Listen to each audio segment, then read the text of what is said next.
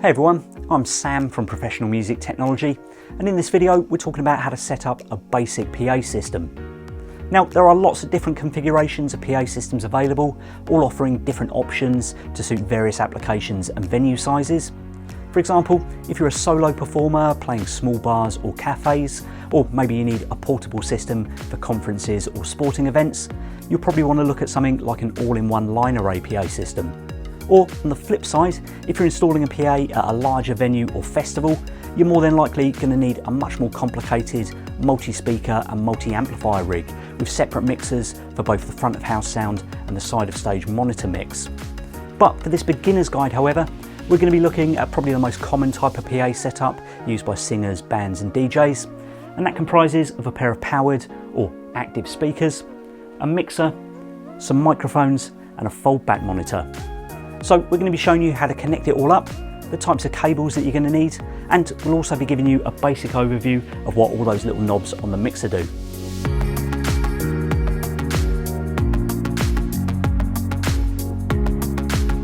Firstly then, let's look at some of the gear that we're going to be showing off in the examples today. We've got a pair of Yamaha DXR12 Mark II speakers for the front of house sound. That's what your audience will be hearing. A pair of slightly smaller DXR10s, which for the purposes of this video we'll be using as foldback monitors, and this is so the singer or musicians in your band can hear what's going on stage. And this isn't essential, but if you're a DJ or a band needing a little more bass end, we're also going to add a subwoofer, in this case a Yamaha DSX15. These are all active PA speakers, meaning that they all have internal amplifiers, which makes setting up the system much simpler, and there's less gear to carry around compared to a system that uses separate speakers and amps. The mixer we're going to be looking at is the Yamaha MG16XU, which is a medium-sized 16-channel mixer, but everything that we're going to be talking about here will easily be transferable to a larger or smaller mixing desk, depending on the amount of inputs that you need. Finally, for live sound, you're mainly going to be using dynamic microphones, as these are tougher and less prone to feedback than fragile studio condenser mics. So something like the industry standard Shure SM58 or this Lewitt Audio DM440, which can be used for both vocals or for miking up guitar amps, toms and snare drums.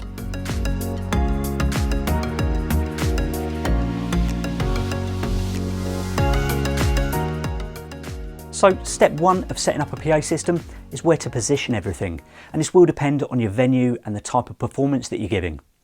Looking at a band setup first, ideally you want to position your mixing desk at the back of the room with a separate sound engineer who can hear what the audience is hearing, adjusting levels on the go. But this does mean that A, you need someone completely separate from the band to operate the mixer, and B, you'll need a way to run all of your cables to the back of the room, and this is usually via a long multi-core or snake cable, but these can be quite bulky and heavy and add an additional cost to your setup. In smaller venues though, the most common thing to do is position your mixer at the side of the stage, meaning you can elect a member of the band to be in charge of adjusting levels, and all of your mics can then connect to the mixer using standard length cables. Microphone positioning will depend on how your band is set up on stage, but it is also worth bearing in mind the type of mic stands that you're using. Singing guitarists, drummers or keyboard players will probably want to use a boom stand to allow for more positioning options, whilst singers who don't play an instrument and brass players are probably better off with a simple straight stand, which takes up less room and looks a little neater on stage. And if you're miking up a drum kit or a guitar amp, short boom stands or mic clamps are probably your best option, as they allow you to get microphones into much tighter spaces. The most important thing, however, is where you position your speakers. Ideally, you want a nice wide spread with a speaker either side of the stage to give you a nice even coverage of your venue and for stereo instruments such as keyboards to sound their best. But, and this is the really important bit, they need to be positioned further forward than any microphones, facing out into the venue.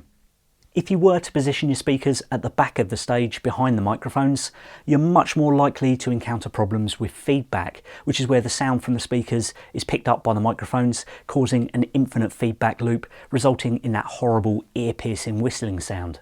You'll also probably want to mount your speakers on speaker stands, raised to around about or maybe slightly higher than head height, as if you place them on the floor at a lower level, the sound waves will get blocked as it hits your audience, resulting in a quieter, more muffled sound for anyone who's at the back of the venue.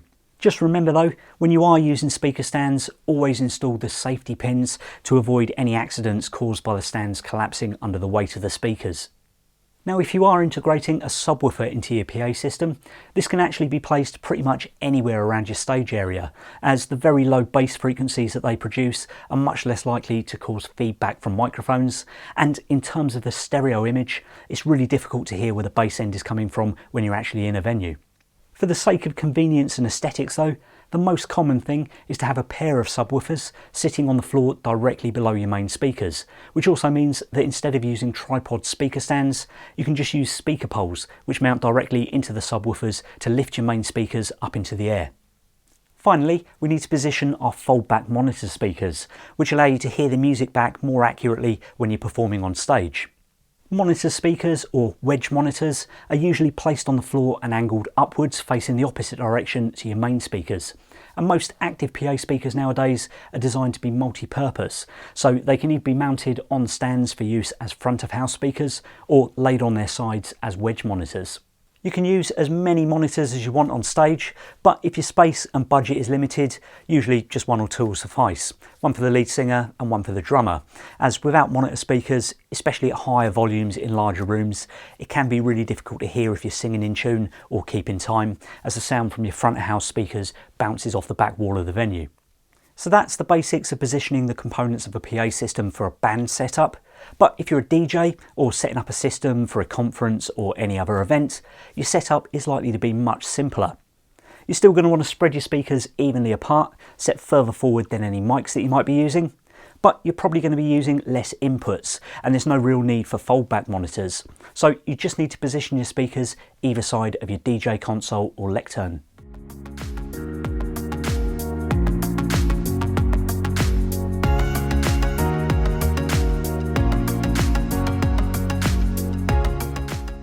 The next step in setting up our PA system is to connect all of these components up. Firstly, you're going to need to power all of your speakers, as I mentioned earlier, these types of active speakers have internal amplifiers, meaning each will require mains power. So make sure you've got enough long kettle lead type IEC cables and a few extension cables. But for safety, always avoid chaining together things like 4-way power splitters, as these can overheat if too many speakers or amps are plugged in at the same time. After you've run your power to the mixer and speakers, you need to connect the audio outputs of the mixer to the audio inputs on the main speakers.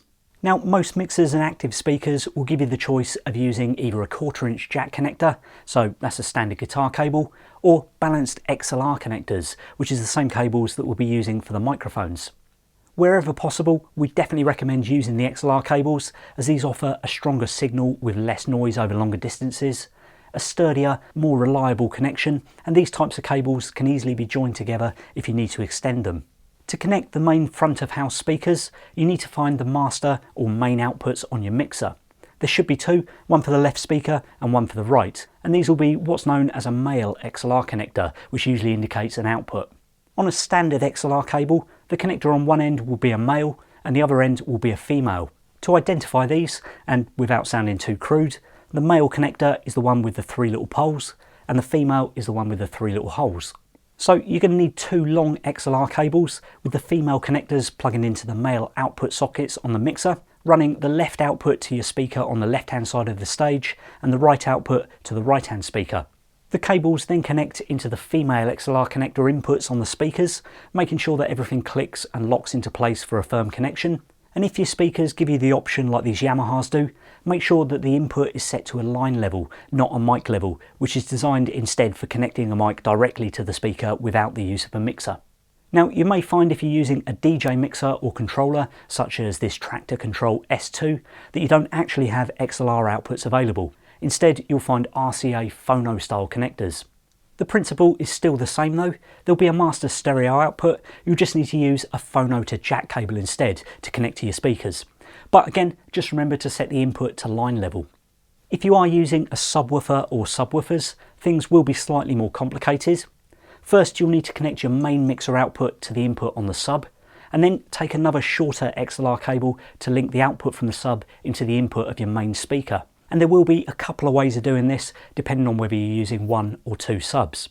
As most subwoofers offer a built-in crossover feature, This means that they'll split the sonic frequency spectrum, so the lower bass frequencies will be pushed out through the subwoofer and the mid-range and higher frequencies will be sent to your main speakers, resulting in a much more defined sound with less risk of distortion caused by the bass end blasting through the smaller speakers. And some subs, such as the Yamaha DXS range, will offer options for different crossover points. As you can see, this one's got options for 120Hz, 100Hz or 80Hz, meaning only the frequencies above these thresholds will be sent to the main speakers, leaving the subwoofers to handle the thumping bass frequencies. So we've connected up our main speakers. Next we need to connect the wedge monitors. Now commonly you want to use something known as an auxiliary output for your wedge monitors, but this may be labelled as either a monitor or send output depending on the mixer that you're using. On the Yamaha MG16XU that we're showing for the examples today, there's 4 auxiliary outputs which can be used as monitor sends. The number of sends doesn't actually limit the amount of monitors that you can use on stage though. If you've only got the one send, multiple monitors can still be daisy chained together using XLR cables. It just means that all of the monitors will be sent the same mix. Separate monitor or auxiliary outputs, however, allow you to send a different mix to individual monitors. So for example, your lead singer will probably want lots of their own vocals in the monitor at the front, but less of everything else, whilst a drummer at the back will probably want to be able to hear more of the guitar and the bass. In terms of connections, however, active wedge monitors connect much in the same way as your front of house speakers, using either XLR cables or, in the case of this Yamaha MG16 mixer, 1/4 inch jack instrument cables, which connect from the auxiliary outputs into the line inputs on the speakers. The final thing that we need to connect up now is all of our mics and instruments. On a DJ mixer, this is very simple, as most of the inputs will use either a twin stereo RCA or a USB connector for turntables and laptops. But on a mixing desk for a band, we're going to be using balanced XLR cables for the microphones. That's the same type that we used earlier to connect the speakers, and 1/4 inch jack cables for line inputs such as keyboards or acoustic guitars. XLR mic cables are available in different lengths up to around about 50 feet, but instrument cables are usually limited to lengths of around about 20 feet. So if you do need to extend one of these but ensure a strong noise-free connection for, let's say, an acoustic guitar, you may want to use something known as a DI box, which converts your signal from an unbalanced jack to a balanced XLR cable. Connecting the cables to a mixer is pretty straightforward. Mics connect to the balanced inputs and line inputs go into the 1/4 inch jack or RCA phono sockets. Just make sure to label up your channels as you go to help you remember what's plugged into each channel. And if you're confused by the inputs such as the ones on this Yamaha MG mixer, these are known as combi inputs, so they'll actually accept either an XLR or a 1/4 inch jack connector.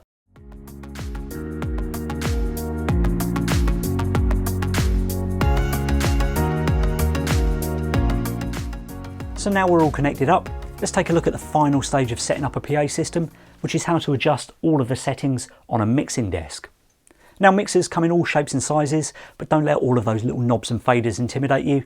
They all work in a very similar way and are actually pretty simple to understand if you break them down into individual input channels. So here we are looking at the mixer, which as I mentioned is a Yamaha MG16XU, which means that it's got inputs for 16 channels, which are broken down into these columns of knobs.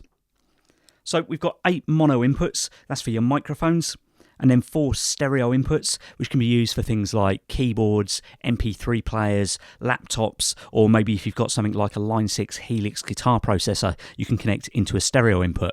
So it may look like an awful lot of knobs, but you've only really got to understand what they do on one channel, because the rest of them are just duplicate controls for the other inputs. The mic that you can hear me talking through at the moment is connected to channel 1, so let's take a look at the controls for that channel. Each input channel on a mixer is going to have an input gain knob and a channel volume control, which will either be a knob or a fader like the one we're looking at here.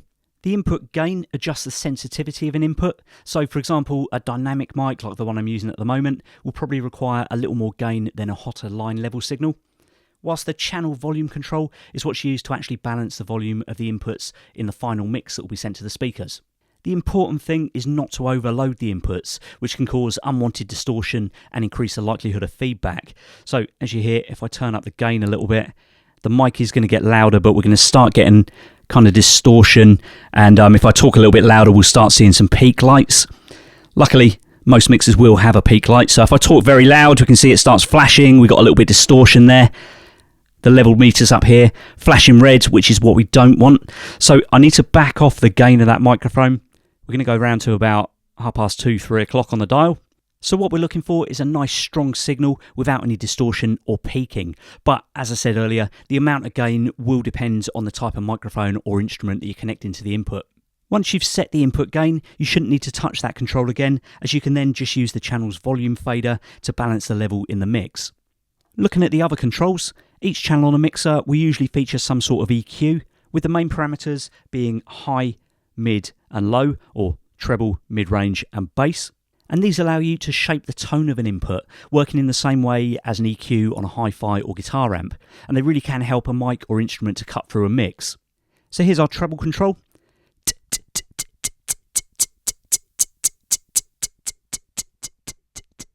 You can hear it's getting a little more muffled as I turn it down, and brighter and treblier as I turn it up. The mid-range allows you to scoop the mids to give you that kind of more radio broadcast voice, or you can boost the mid-range if you need that kind of honkier sound that's going to cut through a mix. And obviously the low controls are for our bass frequencies, so if it turned down we should have a thinner sound, and as I turn it up, bass, bass, bass, bass, bass, bass, bass, bass. Things should get a lot boomier. And a quick tip, when you are setting up your mixer for the first time, always make sure that all of those EQ controls are set flat or bang in the middle, so you know where your starting off point is when you're tweaking the tone of your channels. Each channel also features a pan control, which allows you to set where you want the individual inputs to sit in the stereo mix. So for example, if you're listening on headphones, you should be able to hear me panning my voice over to the left-hand side of the mix. So now I should be talking in your left ear or on your left speaker. And now I'm going to pan over to the right-hand side. So this is panned hard right in the right speaker. And then we can just pan back to the centre.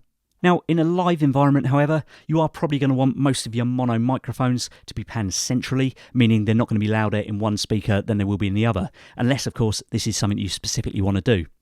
Moving on, most mixers nowadays also feature built-in effects, such as reverbs and delays. You choose the type of effect that you want up in the master effects section. So for example, I've got this one set to patch number 1, which is a hall reverb, which usually works really well on vocals. And then on each channel, you'll find an effects send knob, which adjusts how much of that reverb is applied to that particular input. So here's me talking without any of that effect applied, a totally dry signal. But as I start to turn up the effects send knob, you should start to hear the reverb come in. Reverb. Reverb. Lots of reverb. And you can choose how much or how little of that effect that you want on each input channel. So for example, you might want quite a bit of reverb on a vocal, but none on the keyboard or guitar player's channels, as they might be using their own effects. The last couple of knobs that we're going to look at on our channel strip are the monitor or auxiliary sends that we talked about a moment ago. And these allow you to adjust how much of that channel is sent to an individual monitor mix. So for example, let's say we're using 2 monitors. One's connected to auxiliary output 1 and positioned at the front of the stage for our lead singer, and the second is connected to auxiliary output 2, positioned at the back of the stage by the drummer. The auxiliary send knobs 1 and 2 on each of the channels will then allow you to balance how much of that particular input is sent to each monitor speaker. So if I wanted to send a lot of this microphone to the monitor that's plugged into auxiliary channel 1, I need to turn up the auxiliary send knob 1 on the microphone channel. But let's say that I've got an acoustic guitar plugged into channel 2, and our drummer with the monitor plugged into auxiliary 2 wants lots of acoustic guitar but none of the singer. I've got to make sure that the auxiliary 2 send on the microphone channel is turned right down, but then the auxiliary 2 send on the acoustic guitar channel is turned up. So our lead singer will now have lots of their vocals coming through the monitor that's plugged into auxiliary 1, but the drummer with the monitor at the back of the stage plugged into auxiliary 2 isn't going to have any of the lead singer's vocals, but he's going to have lots of acoustic guitar. And this is the basic principle of creating individual monitor mixes that can be sent out to separate monitors. So aside from those input channel knobs, most mixers will also feature output controls. We've got overall level knobs for our effects return and the auxiliary monitor sends. And most importantly, there's a master stereo output, which controls the overall volume that's being sent to your front of house speakers.